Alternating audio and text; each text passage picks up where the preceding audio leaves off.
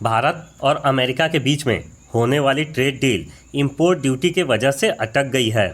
इस trade deal में America अपने जेनेटिकली मॉडिफाइड फूड जैसे मक्का और सोयाबीन पर इंपोर्ट ड्यूटी हटाने की मांग कर रहा है। अमेरिका चाहता है कि भारत अगर इन प्रोडक्ट्स पर इंपोर्ट ड्यूटी कम कर देगा तो यह प्रोडक्ट भारत में सस्ते हो जाएंगे और भारतीय इन्हें ज़्यादा से ज़्यादा खरीदेंगे। वहीं भारत सरकार किसानों को होने वाले नुकसान से बचाना चाहती है और इंपोर्ट ड्यूटी को कम करने के विचार में नहीं है, क्योंकि अगर अमेरिका के जेनेटिकली मॉडिफाइड फसलें भारत में आएंगी तो भारतीय किसानों की फसलें बिकना बंद हो जाएंगी। अब आपको बताते हैं कि ये ट्रेड डील है क्या। ये भारत और अमेरिका के बीच व्यापार समझौता है, जिसके तहत दोनों देश एक दूसरे के सामान पर इंपोर्ट ड्यूटी कम करके व्यापार को बढ़ाना चाहते हैं।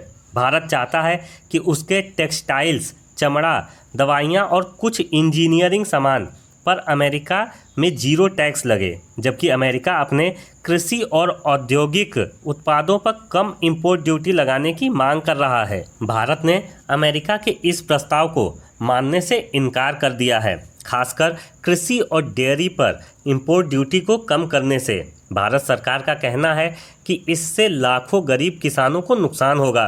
भारतीय उत्पाद अमेरिकी उत्पाद का मुकाबला नहीं कर पाएंगे, लेकिन अमेरिका भारत के इस प्रस्ताव को मानने के तैयार नहीं है। इसके जवाब में भारत ने कहा कि हम जो पहले बेस लाइन टैरिफ पर शून्य शुल्क की मांग कर रहे थे, अब उस पर 10% टैरिफ दे सकते हैं, लेकिन कृषि और डेयरी पर नहीं। अगर भारत और अमेरिका के बीच 9 जुलाई तक यह डील नहीं हुई तो अमेरिका भारत के सामान पर 26% इंपोर्ट ड्यूटी लगा सकता है, जिससे टेक्सटाइल्स, दवाइयाँ और ऑटो पार्ट्स शामिल हैं। इससे भारतीय निर्यातकों को काफ़ी नुकसान होगा।